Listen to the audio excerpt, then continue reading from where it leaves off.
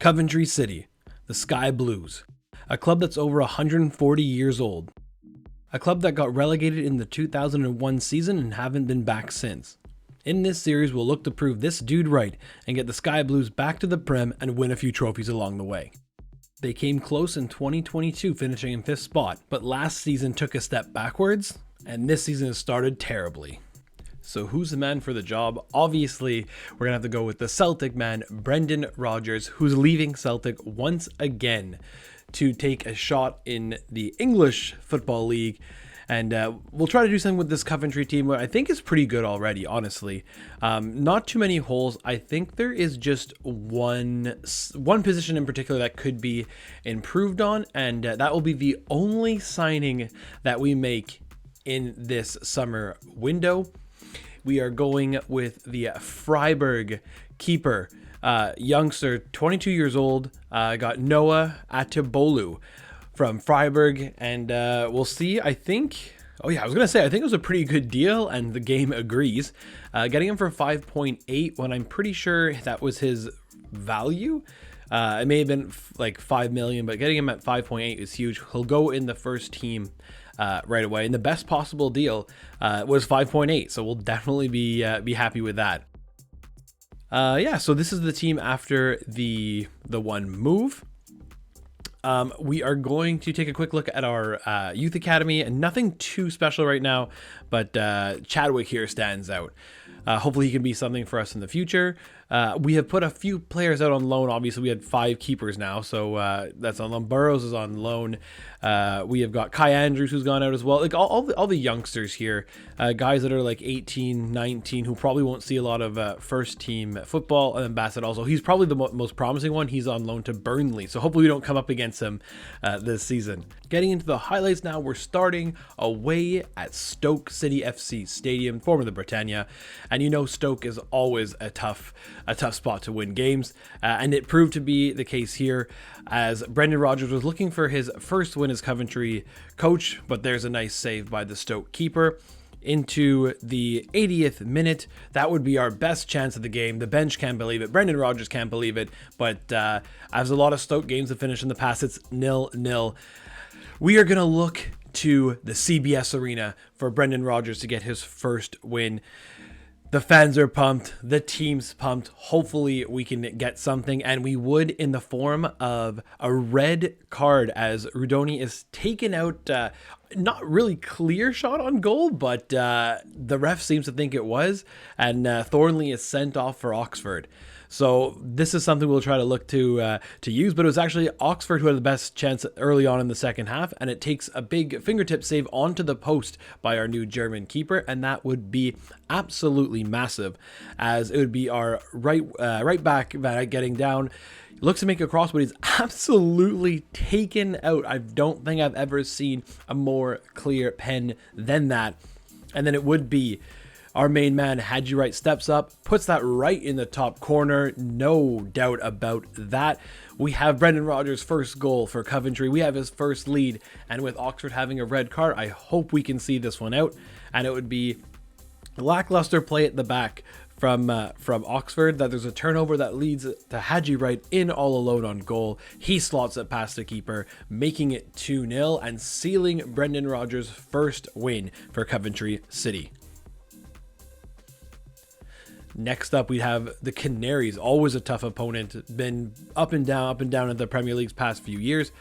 Tough opponent for sure, but it would be a ball over the top, well controlled by Wright, and it's that man again, scoring his third goal in 3 games, giving Coventry the 1-0 lead in the first half. Into the second half, we'll be looking for more. It's Thomas Asante over to Sakamoto, and he makes no mistake slotting it by the Norwich keeper to make it 2-0 to Coventry City after an hour. Norwich would look to get one back here as they're coming down the right side. A cross will be sent in to Josh Sargent, but he puts his header right at our big German goalkeeper. He makes the save, and it's another clean sheet for him. Last game in this highlight pack will be Coventry at Watford, and a little bit of trouble here for Coventry early on, as right before the first half is over, Jack Rudoni takes out a Watford player that I didn't think was that bad of a challenge. You can let me know down in the comments, but the referee thought it was bad, and bad enough for a straight red. In right around the hour mark, Ellis Sims sets it up for Eccles, and what a strike from about 25 to 30 yards out. Gives Coventry the unlikely lead down to 10 men. What a strike here. Maybe the keeper could have done a bit better, but take nothing away from the strike, as it's Coventry 1, Watford 0. Into the 82nd minute, here's a chance for Watford. Again, a huge save, and we're not dealt with. It's going to be kept in. Thomas is following his man out there. Watford still looking for a chance. They're going to look to cross it in again, but it's dealt with this time. Send that away, and Coventry escape with a win there. So it's looking so good so far. When the January transfer window opened, we only looked to sign one player, and it was going to be a left back. We'll get to that in a second on why that is, but it's free agent Jamal Lewis who will be joining the club. The Northern Ireland left back signs on a free, so this is going to be an excellent transfer. We know that whenever you get anybody on a free, most likely going to be an A. We have some issues with our left backs going forward, so we are going to take a look at that in a second. We have 3 left backs who are all 70 overall rated, but it's Bidwell who's getting a bit older, and Jay De Silva is going to be moving on, as well as Ellis Sims, someone who was complaining about his game time, but not having the numbers to back up why he was complaining about it. So Ellis Sims goes to Freiburg, so that we're making deals with them again on a $6 million move. And again, we got an A rating for this transfer. I'm pretty sure it was the most we could have gotten. And yeah, so there you can see it. The most they would have done was $6 million. That's what we got. So that's absolutely huge. Jake Bidwell will be going to Club Brugge on a free. His contract was expiring. So yeah, free transfer out. That's not great business for us, but still. After 40 games, what is going well for us is we are sitting in second place, 1 point above Luton Town. As you can see there, Leeds United has the 4-point gap over us in first place.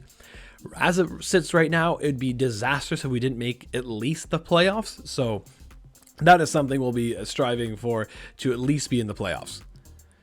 And here we have made some adjustments to our youth academy. Peter Chadwick is not doing all that well, only with the potential of 72 to 78. Even though he's got good skill moves and 4-star weak foot, we have gone out and got 3 other big names, but no one bigger than Cairns here, who's got the potential of 92 to 94. I've never seen that before, so let's hope it sticks there, and we'll revisit him at the end of the season. So taking a look, we can see here that Jay De Silva will be moving on as well. We got a $2.5 million offer for him, and Bidwell will be moving on at the end of the season. So it's not an issue right now, but it will be going forward. So that's why Jamal Lewis was signed. Jumping back to the highlights here, it's also Brendan Rodgers' 50th game in charge, so hopefully we can get a big result against Portsmouth. It looked to be Hadji Wright sending it to Torp early on, but a huge save from Will Norris keeps it at 0-0, only 3 minutes into this game. That was an absolutely massive save. Coventry will get another chance here. Hadji Wright, in the form he's been in, why not take a pop? Easy save for Will Norris, though. Well, there's a common theme here in this highlight package, and it's Will Norris doing big keeper things. Another save there on Thomas Asante. Brendan Rodgers wondering what he's going to have to do to beat this guy. Corner swung in, it's cleared off the line, and then Will Norris mops up. So a half that was completely Coventry City ended 0-0. Hopefully that didn't cost us in the end, but this time it's our turn, our keeper, to make a big save. We're going to have another chance here. It's going to be Wright sending in Sakamoto, who's going to look to beat Will Norris, but again, a huge save. Thomas Asante follows up, gets it to Torp. He has a strike, but it's defended away. Cleared for a corner. This guy's getting a good shot of Will Norris, maybe the guy who just cost us our automatic promotion. We'll look to bounce back against Hull at Hull, and it's going to be chipped in here to Thomas Asante, who's going to take a strike. Another save by the keeper. The keeper's really standing tall right now. Getting a little worried here. Mason Clark's in. Another big save. And then cleared away. It's going to be Rudoni. Could he recycle it? No, it's going to be sent out to Mason Clark here. He's going to look to play in Thomas Asante. Ball's a bit too long, but that actually worked out because Thomas Asante nicked it from the defender and puts it past the Hull keeper, giving Coventry the 1-0 lead. An absolutely massive goal with only 5 games remaining at this point. Thomas Asante's at it again. This is quickly while Haji Wright picked up a quick little knock. The ball's headed down to Rudoni with possibly the miss of the season as the bench shows it there. Wow, I can't believe Rudoni missed that. But hopefully that wouldn't cost us in the end. We'll have another chance. As we were building up here, Rudoni gets taken out for the second time this season with somebody who's going to get a straight red. So luckily that it should have been all seen out here for Coventry. But at the same time, right in the 90th minute, Bedia's played in, but backup keeper, what a save there from Brad Collins. Keeps it 0-0. The corner followed up after. Collins again gathers it up and seals the 3 points for Coventry City. An absolutely massive result there. Huge by the backup keeper. Brendan Rodgers very happy about that. After a 0-0 draw at West Brom and a win against Plymouth, this was the biggest game of the season. Game 45. It's Luton Town who are in second place, 1 point ahead of third place Coventry right now. The season is on the line. Automatic promotion is on the line. This would be huge for Coventry to get all 3 points, and it'll be swung out to Sakamoto, dropped off to Van Eyck, who's going to send the ball in, looking for Haji Wright, but a big save by Kaminski. The Luton goalie keeps it 0-0. Off the ensuing corner, it's headed on, and then again another big save by the Luton man, keeping this game 0-0. Then this game was very scrappy. Luton kept trying to play out from the back, and it finally cost them about 40 minutes into this game. Haji Wright bullies his defender off the ball and slots it by Kaminski.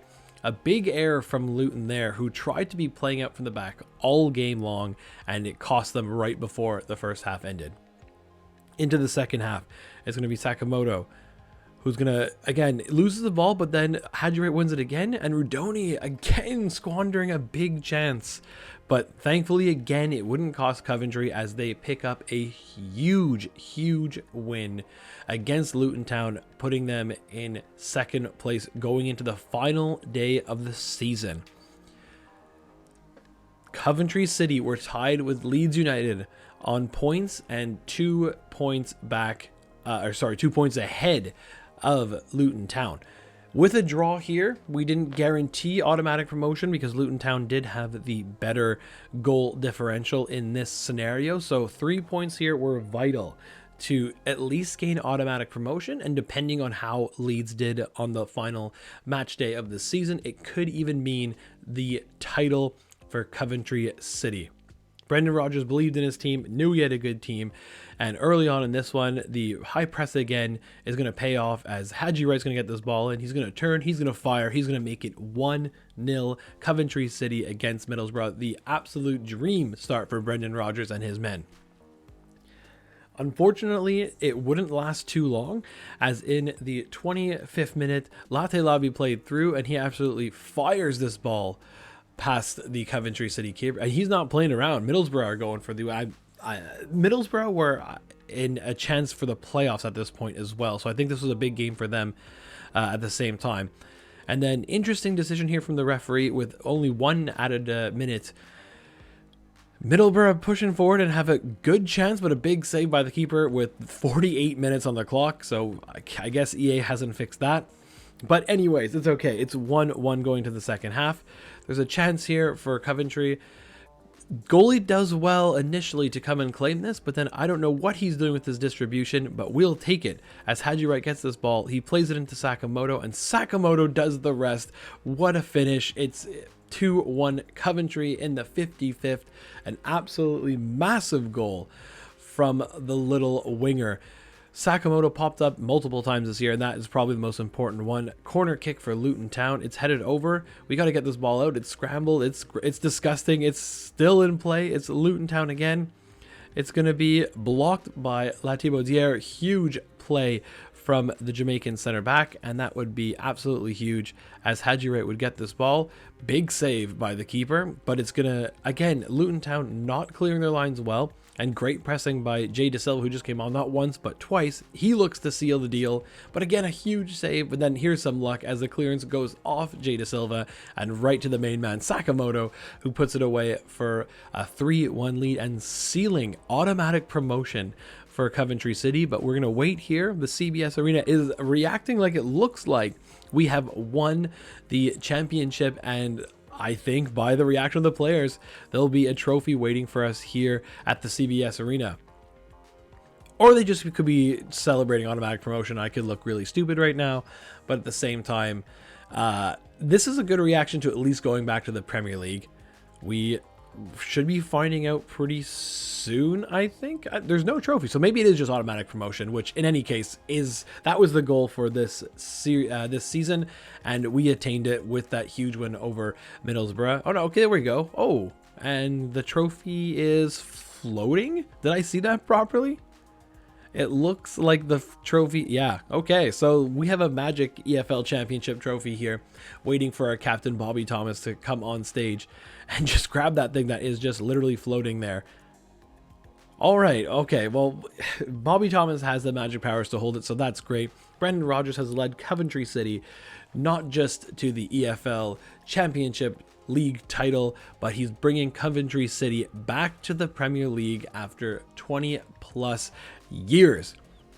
I'm very happy with this result, as we didn't change too much of the team. I think we'll have to change some things going into the Premier League, but a huge season. As you can see there, both Leeds and Luton lost their last game of the season, so it'll be Luton, it'll be Burnley, it'll be West Brom, and it'll be Sheffield United. See, Middlesbrough could have fought for that 6th spot. If they would have won, they would have done it. Sorry, more important that we take the win. We'll check to see how we did in the Carabao Cup. Not too much focus was given to these cup competitions. As you can see, 1-1 loss to Liverpool. Can't really complain about that. And in the FA Cup, a 3-0 loss to Liverpool. We really focused on getting back to the Premier League before focusing on any other championships and tournaments. So we had Manchester City, who beat Watford, championship team Watford, in the Emirates FA Cup. So City at least one title so far this season. And actually, so they have 2, and they won the Carabao Cup as well.